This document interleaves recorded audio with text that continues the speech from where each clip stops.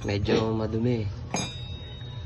Pero may i-reveal tayo para sa mga Honda Beat. Ito tips lang. Konting kaalaman. Gamit kayo na ito. T-range na digis. Tapos etong lock na to, yung wire. Yan. Mapapansin nyo may ano dyan.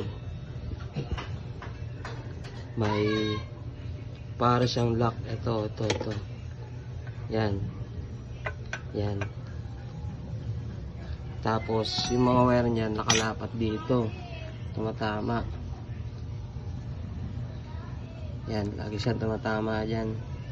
Tapos yung wire niya sa makina, yun yung lagi nasusunog sa ilalim. Ngayon, ito gagawin natin para mawala yung laging nasusunog. Bubuksan natin to. Yan. Yan, bubuksan natin. Pag nabuksan na natin yan, parang mag-video lang kasi mag-isip.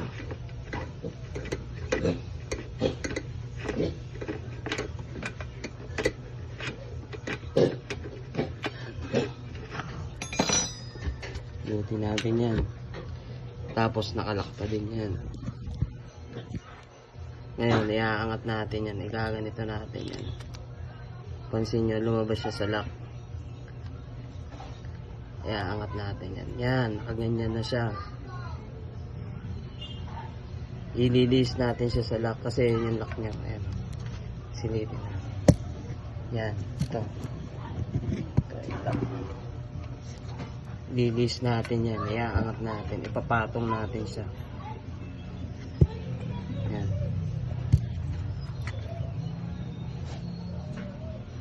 Papatong na siya dun sa lock. Yan, babalik na natin.